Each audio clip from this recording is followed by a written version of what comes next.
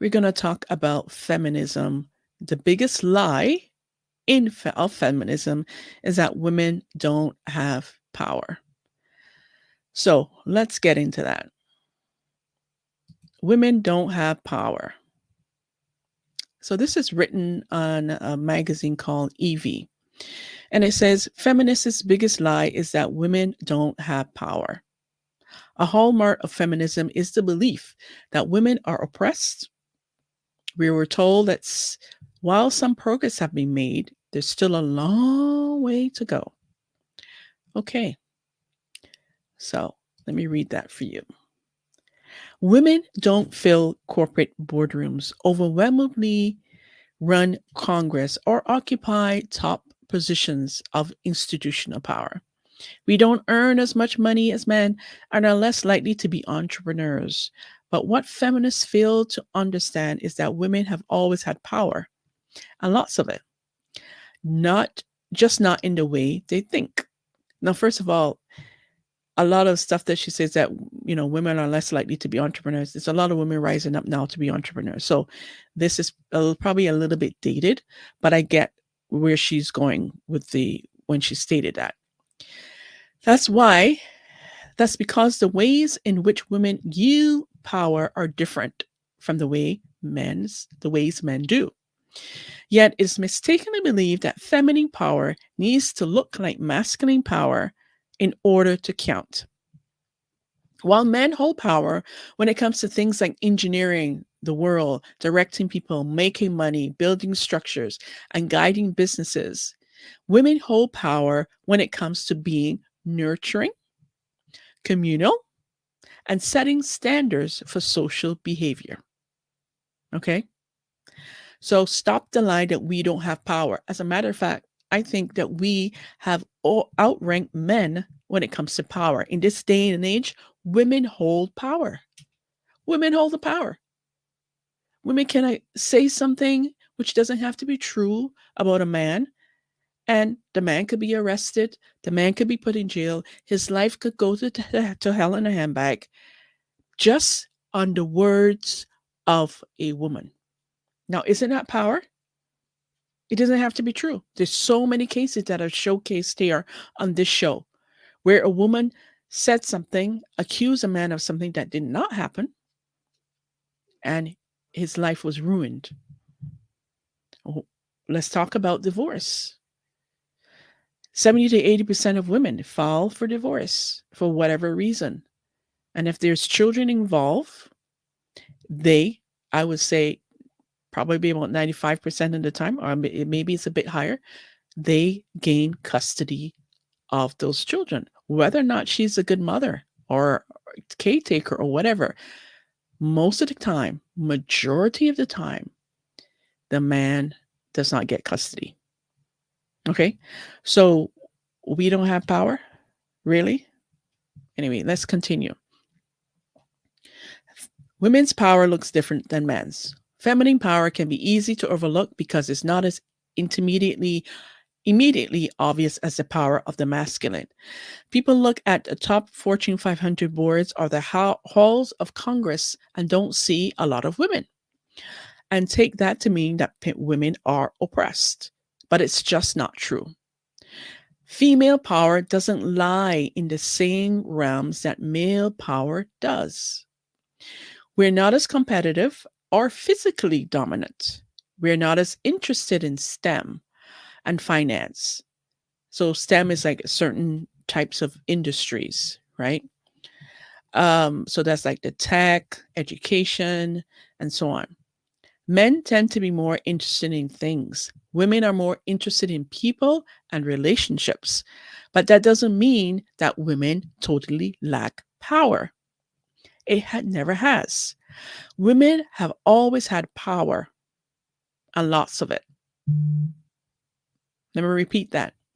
Women has always had power, and lots of it.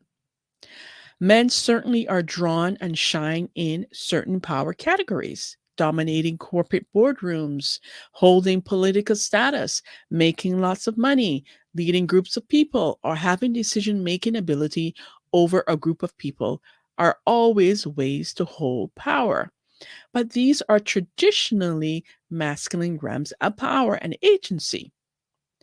To determine that the absence of women in these realms of power means we're oppressed is to make a grave mistake.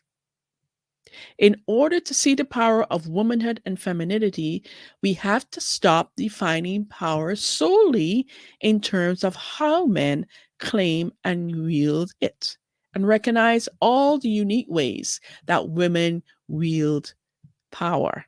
Here are a few. Women set the standard for male behavior. Our sexual selectiveness is one of the, in short, being able to say yes or no to them, to men, choosing which men are able to have children with, and withholding sex from men who don't meet our standards of being committed and chivalrous. As gatekeepers of sex, because you see, men hold the key to relationships, women hold the key to sex. So this is exactly what's being said here. So women either motivate men to become better or reward them for doing nothing. We literally determine whose genetic material continues on to the next generation because we choose the men. We choose the men that come into our lives, whether they're good or bad for us, right? Whether they're for our highest good.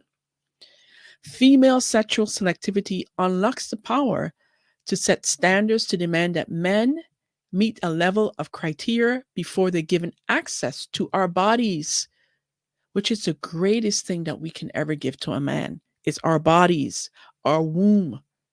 Okay. Man loves a woman, he has to become worthy of her.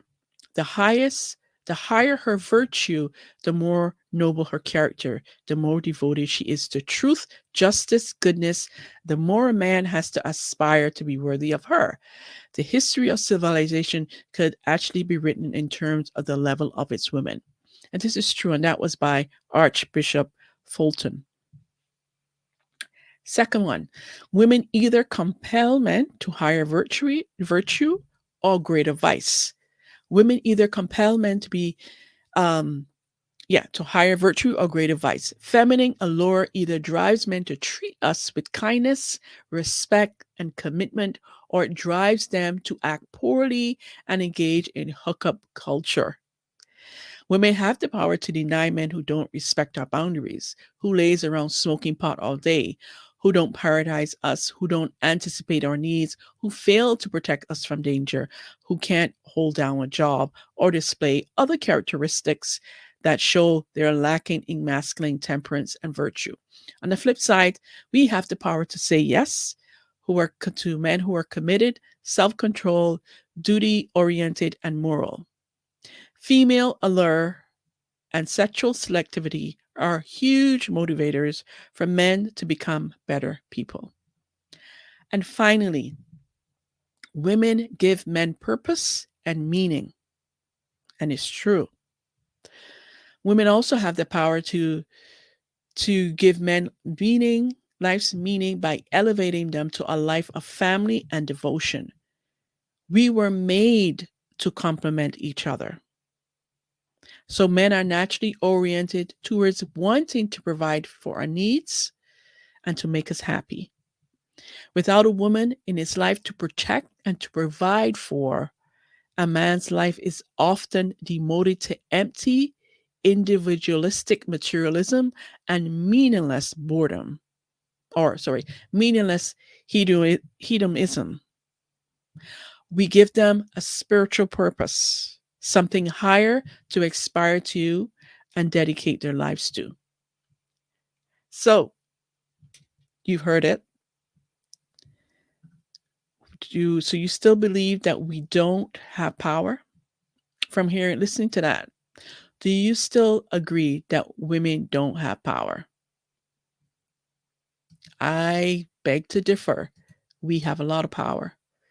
We've always had power. We will continue to have power. And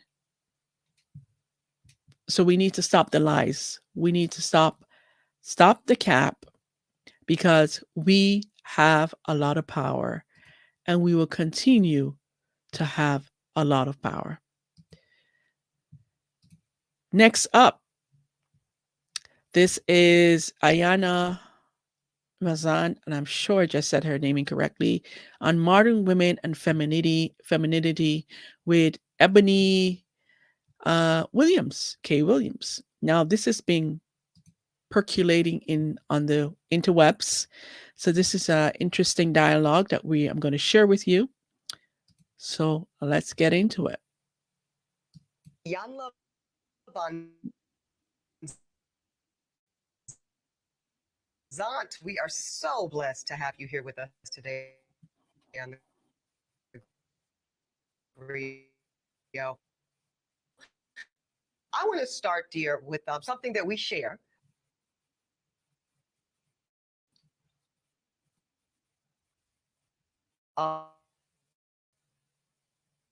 which is that we are both attorneys by trade.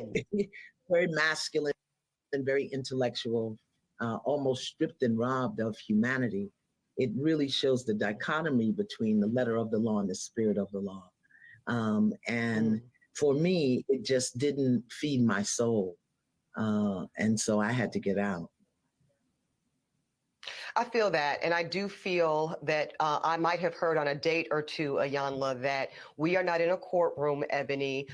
You can put the gavel down. And I do I do feel it can spill over into the way I show up in my womanhood, which is really the center of this conversation today, Ayanla. We want to discuss masculine energy, feminine energy. I do want to start with kind of a news framing, which is that women's rights across the country, especially Black women's rights, they're under attack. Lots of laws are banning abortions. They are regulating what we can and cannot do with our bodies. What do you think happens for Black women when this type of siege is at play and we don't feel we have anyone to protect us? Right. Well, the first thing I think we do is we go to anger. Anger without a clear ask. Doesn't make sense to be angry unless you got to ask. What is it that you're asking for? People can say anything in the world, but that do it, it doesn't mean that they get a right to affect you.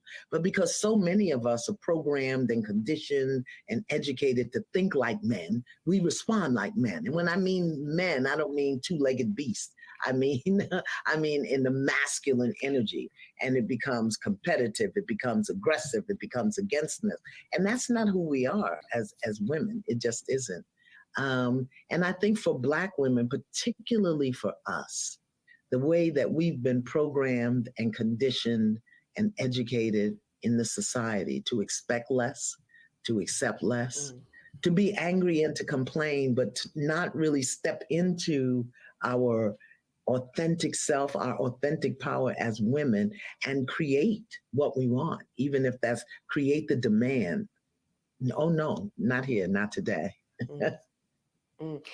Okay, I hear you Interesting. articulating, Ayanla, this masculine energy traits, the competitiveness, the assertiveness. Tell me how you would frame feminine traits. Aggressive. Okay. Grace. Aggressive. Yeah, aggressive, not assertive. It's okay for a woman to be assertive. Grace, first of all. I think we've lost our grace. True. We move in such a harsh and hard way. Grace, compassion, nurturing, nourishing, elegance. How about majesty? How about divinity? How about holiness? This is not a language you hear coming out of most women's mouths, but they'll talk about being a boss, being a diva, being, in charge. And some of us are either not seated in our throne as queens, or we're in the throne and the crown is crooked. Meaning we're in the throne and we don't really know how to hold that place without the masculine aggressiveness and demanding and attachment. And it's killing us. It really is. So in a recent interview with our dear friends over at the Breakfast Club, that went very viral for very good reason, you said that women are being trained to be men in skirts. I will acknowledge, I will say I was triggered. I was a hit dog, and I hollered to the entire production team to get you here today, because I actually think you're right. I think you're right, It's Iyanla. true. I do think that I'll just speak for myself vulnerably. When I think of a masculine posture and what I would expect a man to do in my life, two things come top of mind, and they are provide and they are protect. Mm. And when my lived experience, and I think I'm still relatively young, I guess, but I'm 40 in September. So, you know, I've had some relationships, and I've yet to find a man who has shown, I mean, this includes even my father who was absent. I've yet to have a male energy that provided or protected me consistently ever. So I think that I have taken on the reins to protect and provide for myself. Because what I'm not going to do, Iyanla, is be without. Baby, it's not Be happening. without what? So that Be would without what? be without protection, be without protection, and be Okay. without the necessities of life. Okay. So, Okay. but I say that with an invitation, Iyanla, check me, show me the error of my ways, tell me how I might be missing it, because I might be. Well, I think we attract what we are. So if you've been attracting men who don't provide and protect, maybe you are always in your masculine and they don't think that they need to provide or protect. You're providing for yourself. You don't need a man. Most women, modern women, they say they have the attitude, they have the energy. I don't need a man. And for me, just listening to her, that's to me, that's what's coming across. Her being a lawyer, which is cool. I love, I love lawyers, male and female, and I think it's great that she's a lawyer. But at the same time, even before she became a lawyer, I think what I'm sensing is that she was always in her masculine. And when you interact with men, they can pick up on that and they can feel from you that this chick don't need me. What am I going to provide for her? How am I going to protect her? Because she's more of a man than I am. So I think, you know, it's true that we attract what we are. So she's attracting someone in opposite to who she truly desires because she's attracting who she is, right? Let's continue. Okay. I too am an alpha woman. Mm-hmm. So I understand what that means. And I tell people all the time, I was a horrible mother. I was a horrible mother. I was a great father. And I was a horrible mother because I'd never been mothered. So I didn't know how to affirm, how to nurture, how to nourish, how to guide. I knew how to direct, how to demand, how to discipline, and like you said, provide and protect. Those are masculine energies. And the distinction here is men build, women create. So we know how to build. We know how to get to the external and get the work done and drive and push and do it. We don't know how to be still, create it, and allow it to come to us. And I learned that when I lost everything. I learned how to create because I had already built and it all crumbled. The house, the husband, the job, the contracts, the professional career in the world, stripped of it all. Wow. All the attachments, the necessities of life, the creature comforts, until I was stripped down to the bare bone. And then I had to learn how not to build. Build is external.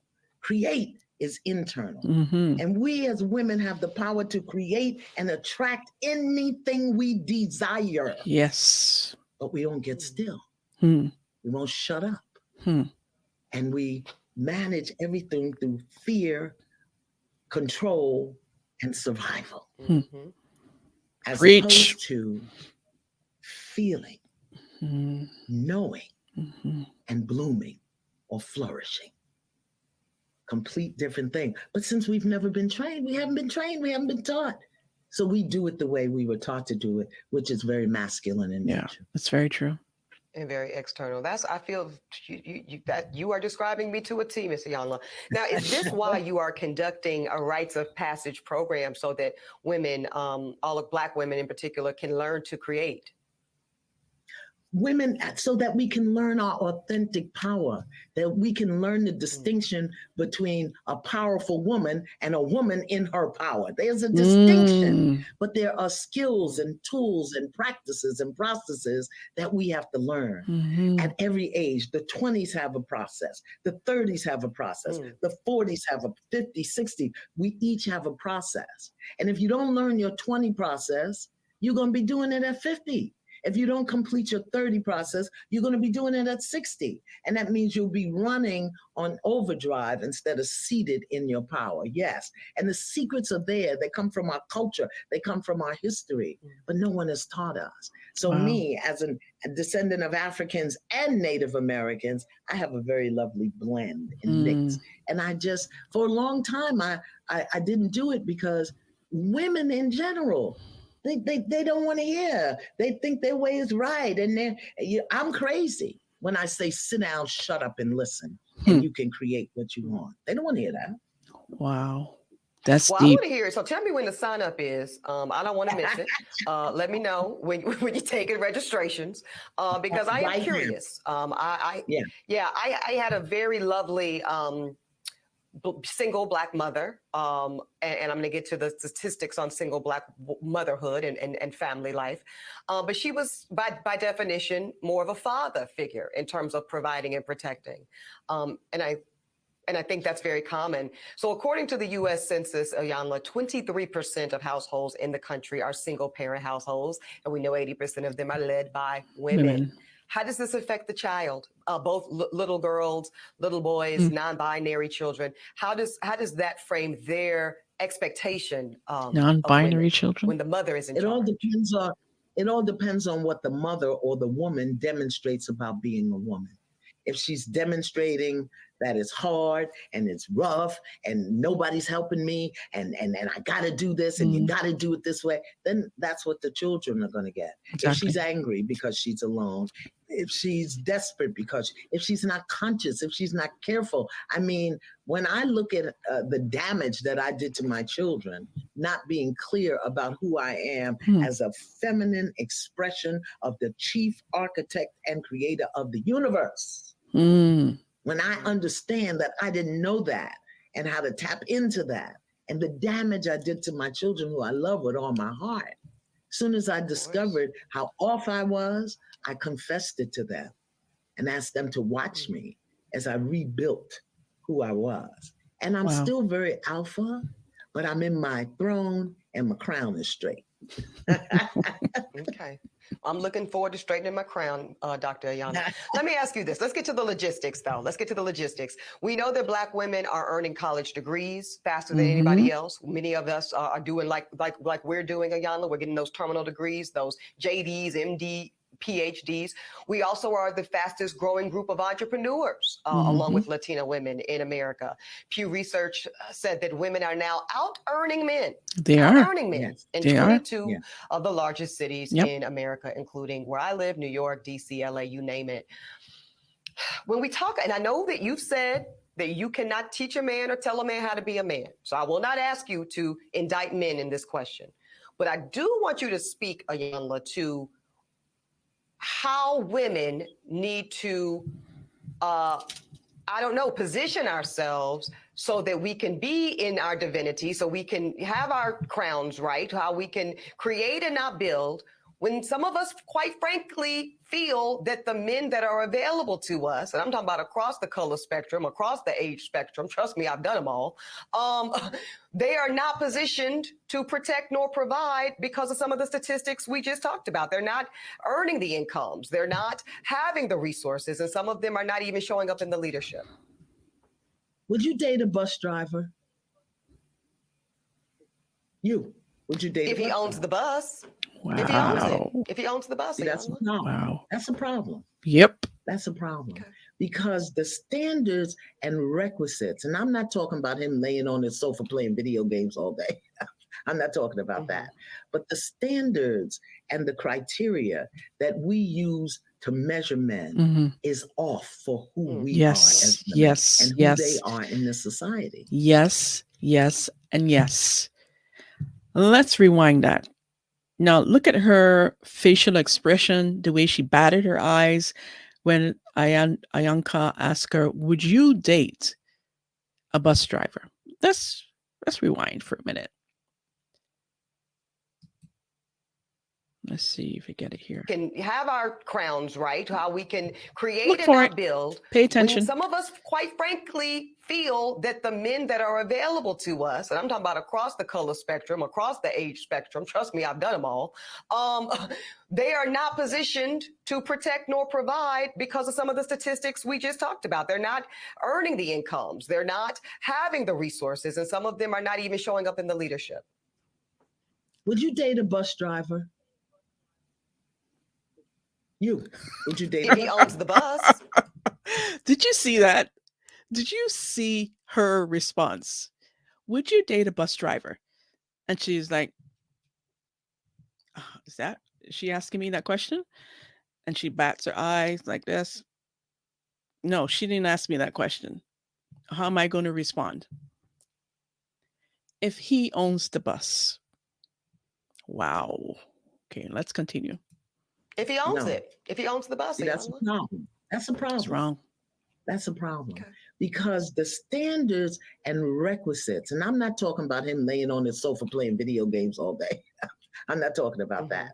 But the standards and the criteria that we use to measure men is off for who we are as women Yes. and who they are in this society. Yes. I would date a bus driver if he loved driving the bus, Yes. if he was a man of integrity, Mm. if he was good to his mama, Yes. if he treated me well, I Mhm. would date a bus driver. Me too. But we think that it's another human being's responsibility to give us what we need instead of us building together. Mhm. I can build with a bus driver. Yeah, I'd have my little absolutely. stash over on the side in my prenup, but I could build with a bus driver. So I think some of the criteria that we look for in the reality of today keeps us unhappy, Mhm. keeps us angry, keeps us imbalance. And then when the men show up, we want to beat them up because they're not living up to our standards and yeah. criteria. And it's not working, True. beloved. It's just not working. Nope. So it's not that it's bad or wrong. It's obsolete. It's Mm. obsolete. We have to come up with a new way of being. I don't believe in carrying a man. A man has to do for himself. My son got his first job when he was 9. Hmm. 9. Okay? Because you're a black man, you will know how to take care of yourself.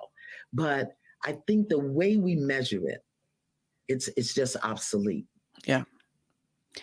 I think that's a factual. In addition to being obsolete, the way we measure men today is very detrimental. It demonizes men. We, when a woman reaches a certain standard of life, when she's making a certain income, like this classic person here, Ebony, um, she turned her nose up at average men. A man driving a bus. This man may be the greatest man on earth, but because he drives a bus, you don't know how much money this man has in his bank account. This man could have been saving for years. This man could have owned his own home. He could be set for life, but he just likes driving a bus. He likes interacting with people. He likes greeting people every day. It's something that gets him out of bed every day. You know, can you imagine a world without bus drivers? Or can you imagine a world without garbage collectors? Or what else can I think? Blue collar workers or people who build houses, construction workers, mail persons, or I don't know what they call these days, mailmen, if that's the right word of calling them. But the person who delivers your mail. Or let's see, the man who works at the grocery store, or any of these things, a male nurse, police officers who are men. The list goes on and on and on. Can you imagine a world where none of those roles existed? We had no one to fill them. Women are not going to fill them, at least not at the rate that men has filled those roles. So why is it that when a woman gets to a certain status in life, she turns up her nose at the man who doesn't make the same income or above? Or if he's, He's not a CEO or entrepreneur or in the corporate boardroom, or he's not a doctor or a lawyer. It the man is not good enough for her. Why? It has changed. Like Anka has said, the way we see, we treat, we engage men, it's obsolete and it's hurting men. But let's continue. Analysis for whatever we want, expect, we're told we were going to get. We got to look at the numbers and what's available on the marketplace. So you're certainly not wrong in the analysis. And Yana, let's tell the truth and shame the devil. We know what you got in that prenup would never be little. It'll never be small. Child, that's a big old mound of assets. But that's okay. Let's spend a little more time just so we're really clear in this conversation, Dr. Van Zandt, difference between masculine energy and feminine energy, because I know that is not necessarily gender assigned, right? This is bigger than that. This is bigger than genitalia, right? Yes, absolutely. We both when we have talk about man is mind, woman is heart. Mm-hmm. And so many of us have guarded, broken, closeted hearts that we do everything from here. And here, as a woman that's been educated, that, like you said, has a degree, here will run out. Here will lie to you. This will never lie to you. But we've been taught not to trust this. We've been taught not to trust our knowing, our intuition. But a man can have a good idea and be brilliant, So we want to have good ideas. But for us, our power is in knowing. And it's in getting that intuition and moving on it. That our power is in what we feel, not necessarily emotion, but what we feel in our body. But so many of us are out of touch with our body. We'll give our body to somebody else before we really get in touch with it ourselves, because we're so busy doing till we don't know how to be. When I talk about feminine energy, again, I'm talking about the grace, the compassion, the humanity. I'm talking about mercy. I'm talking about silence, stillness. I'm talking about flow and movement. I'm talking about speaking from a place of intuitive knowing, love. I'm not, and that's not the masculine way. No. The masculine way is justice, structure, power, is control.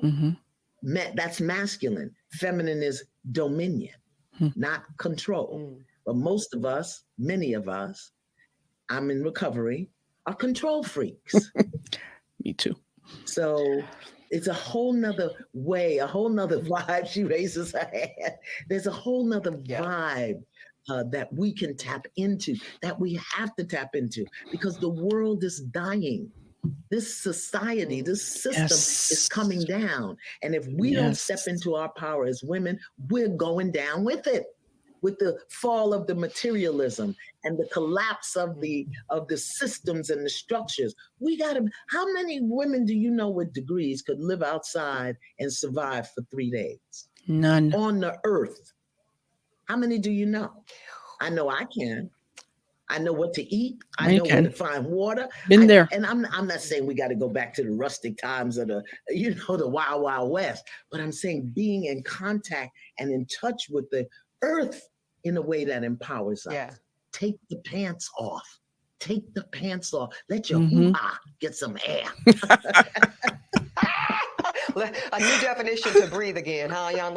Listen, it's funny you say that. I only can survive the wilderness, and I know for sure, and I actually was able to do it for about 12 days because I was on a CBS reality show called Beyond the Edge that challenged me, though. It challenged me to do those things in a way I'd never done before. Before you leave us, I need to ask you about how what you're saying for women to sit in their knowing, be quiet for a minute, shut up and tune into our bodies, tune into our innate knowing, as I hear you say, but how that works alongside feminism, because you've said you're not knocking feminism. You're not saying women cannot be police officers, firefighters, play football, or anything else. But you are saying that this hustle culture has given women a need to feel like we must be in competition with men. Is that feminism for me? Feminism for me is a political or a social construct. And a woman empowerment as a woman is an internal experience that becomes an external expression. I can be solid in myself as a woman. I may not want to play football or carry a gun on my hip. I may not. But the distinction is I'm not looking to anything outside of myself for my power. Not. And I know that everything is coming to me to stretch, strengthen, grow me into my authentic and original being. And inside, I'm not guarded. I'm not harsh. I'm not brutal. I'm not violent. I'm not violent in my speaking. Women speaking today is so violent toward themselves and toward one another. It's true. So I'm not talking about a political construct, the women's movement. Right. I'm talking about the move of women for themselves, within themselves, so that they can be themselves in a completely different way. It's internal. I hear you. I hear you. One thing before you leave us, I have to ask one thing about dating. The reality is there are more men right now, Ayanla, on dating apps and seeking partnership than there even are women, contrary to popular belief. And a lot of men say that they're struggling, probably because of what you named earlier, probably because the expectations of many of the women are out of sync with what society is offering at this point in time, blah, blah, blah, blah, blah, blah, blah. How do women adjust our energy so that we are more successful when it comes to dating? If we're looking to date. Do we just want to date, or do we want to be partners? Exactly. That's one different. thing. If you have in your consciousness you want to date, you can date forever because you're going to find something wrong with everybody. But if you want to be partnering, my question is, what is your vision?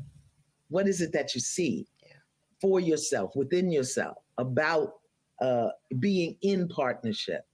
And are you willing to be in partnership as a woman, or do you want to be a dude having a relationship with a man? And when I say a dude, I mean how you manage yourself, how you talk to men. We got to stop talking to these men like they're boys. Yeah. Even if he is driving the bus and he don't own it, or picking up trash, even if he did 7.5 to 15, that doesn't give us a right to use this divine instrument called a throat and a voice to bring him demean down. somebody. But you know what? If we demean each other, we're going to demean our men. And we have to remember as women that while we, you put a woman, she's got to feed the babies. So she's going to do what has to be done. We have a level of tenacity that many men haven't experienced, particularly men of color, because their genetic memory is that if they're too much, if they're too grown, if they're too big, if they're too smart, they're going to get hung. That's a genetic memory. So we have to understand that who they are as men, I don't want to say is fragile or delicate, but it's more sensitive to our mouth. And our mouths are just, our mouths are out of order. I'm sorry, with each other, but definitely with men. It's, and I'm raising my hand. The only reason I can speak this is because I've lived it. And I knew how my life changed when I shifted from external masculine aggression to an internal knowing, where I get my guidance and my direction. It's just different. And most women think it won't work in the world. But look at me. And there are hundreds of me. I'm not alone. There you go. Indeed. Ayanla Van Zandt, just eye-opening. When I hear you talk and I hear the themes and even the tone, it's very Maya Angelou to me. It's very it is very, which is I intended to be the high compliment that I believe you received it. And none of us are beyond growing and learning. So I deeply appreciate the exchange and the wisdom. Final words to leave us with today. My sister women, my sister women, my sister women. Not how we are is not bad or wrong. What we've done is not bad or wrong. What we've been taught or learned wasn't bad or wrong. Let us just consider that there's a greater possibility and another way to be. Amen. Up for consideration. I'll put it under advisement, Dr. Van Zandt. Thank you. Well, I want to encourage you. Take it to heart. Take it to heart, not put it under advisement. Take it to heart. I know. I'm just kidding. No, I do feel the possibilities of what could this look like in a different way. Hmm. I Yeah. feel that on a Interesting. spiritual level. So thank you for challenging Thank that you. for many of us. All right. So you've seen it. You have seen it and hear from the horse's mouth. She wouldn't date a bus driver because she thinks she's better than the average man, the man who drives a bus or, probably takes out the garbage. Well, if we need to shift our mindset and the way that we view men in this modern society, the way that women, black and white and all colors, all races, treat men, especially in this modern society, is it's really toxic, it's demonizing, and we are emasculating men. We're emasculating real men. So if you're out there, you're trying to find a man, but yet you have your nose turned up. You think that you're too much because you have a degree, you're a lawyer or a doctor or whatever, you have 6 degrees and you're making more money than him. You think that you're above the man. But I want to invite you, ladies, who are in this position to consider that there are more men in the pool who are like that, who are good-hearted and kind-hearted, and who wants to settle down, who wants to build a relationship with a woman of purpose and a woman of character and a woman that knows that can bring, love and peace and happiness and joy to his life. There are a lot of men out there, but we need to change our attitude as men, as women, I should say. Moving on now, in fault to follow up to Ebony's, you know, turning up her nose on bus drivers. She got quite a bit of backlash. So I want to share that with you, where she went on, where she came back, and she doubled down on why she wouldn't date a bus driver. So we're going to get into that right now. But it's really interesting, even after having a conversation with Ivanka, if I'm saying her name correctly, she doubled down on her stance. And it was quite, I haven't seen the full response, but it was quite, as I've heard, quite the response back to why she not dating no bus driver because, they're beneath her. She thinks that bus drivers should not be in her league. And she had a lot to say. Let's hear what she has to say. Let's make this bigger. As you're doing your best. Look at this. Well, it's 50,000 plus comments posted on social. I only saw a handful that even considered the possibility of a bus owner being a more aspirational position and recognizing that I am actually speaking and pouring into the ascension of Black men. No, you're not. You're not speaking into no ascension of Black men. Come on. What are you talking about? You are speaking down to men. That you would never date a bus driver. Okay, I get it. We all have our preferences. But at the end of the day, the question was that Ivanka asked you, would you date a bus driver? It had nothing to do with your preferences. It had to do with your state of mind and where you see yourself in the world and who you think that you're above. You weren't speaking into no ascension because if you were, your answer would have been yes. And you would see no problem in dating a bus driver. So stop the capping, please. When I said what I said. But see, no, some of y'all were too busy naming and shaming me personally and Black women in general as undesirable, gold diggers, and much worse. Okay, no. They didn't talk about other Black women. They spoke about you because you're the one that said you would never date a bus driver only if he owned the bus. That's what you said. So stop bringing other Black women into this. I mean, a lot of Black women do it and women in general do it. But in this case, we are talking about you. Okay? Now, I suspect that some of y'all are the same men that were bringing home C's and D's on your report cards, only to then be Wow. coddled by parents that said, well, that's okay, as long as you're doing your best. Well, listen, I love and Mm-mm-mm. believe in the excellence of Black men. So, no, my dear, C's and D's or any other form of mediocrity is not okay. Wow. No, I will not create a soft place for you or anybody that I love to fall comfortably into the bigotry of low expectations. So I'm going to say one more Wow. time, there's absolutely nothing wrong with driving a bus. My mother Gloria drove one for years.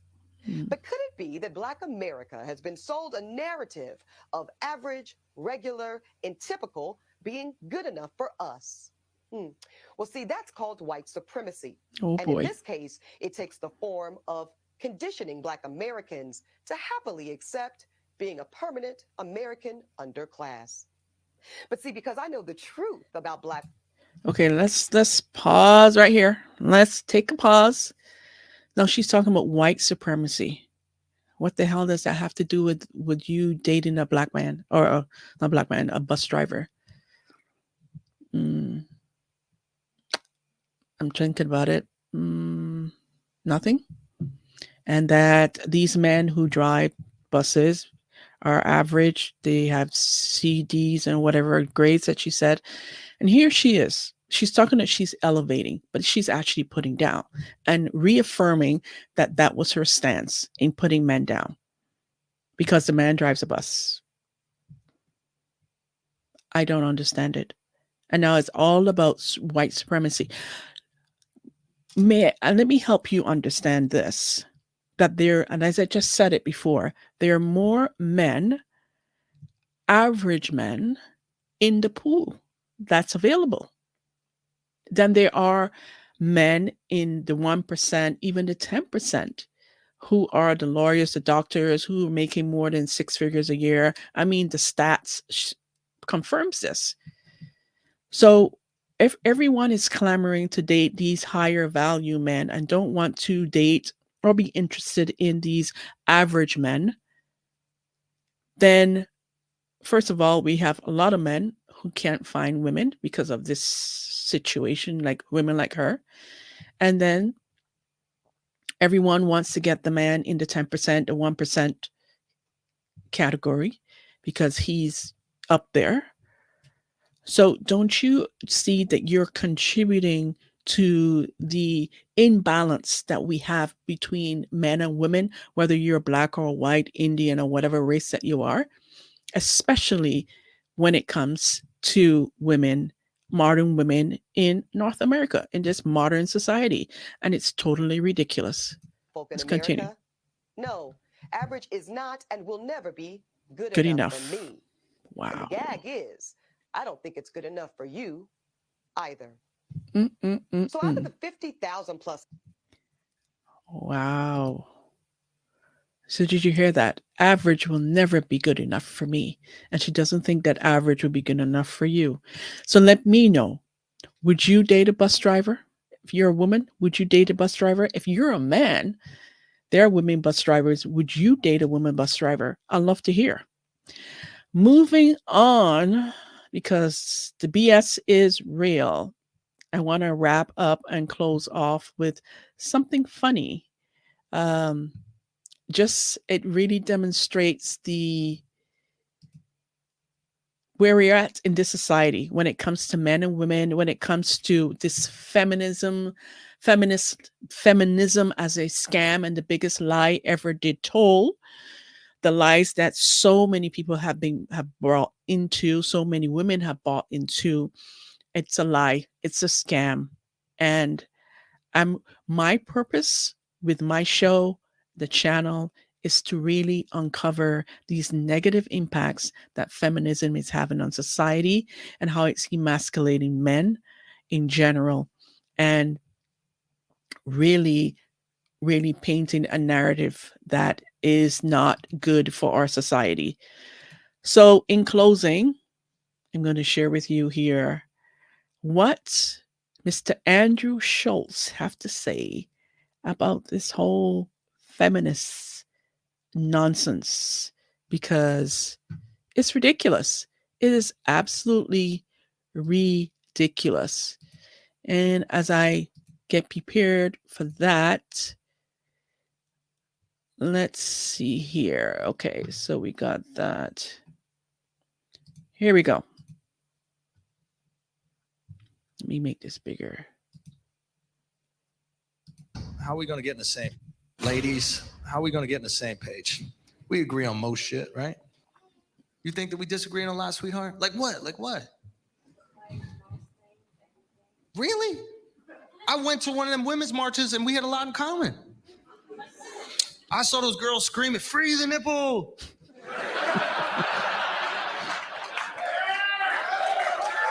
That sounds pretty good, right?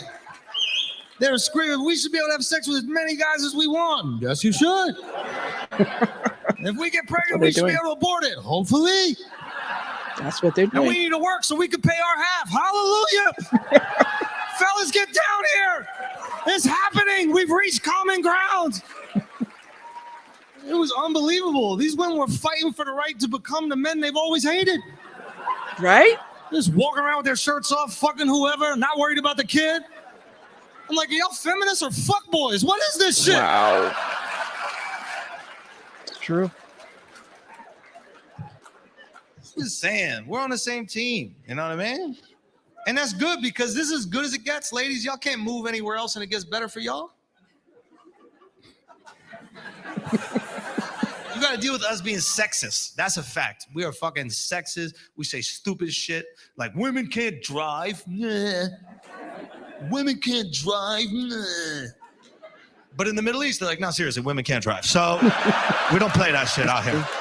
Are there women driving? Ahmed, give me the fucking stones. These bitches out here driving. Gotta teach them a lesson with stones.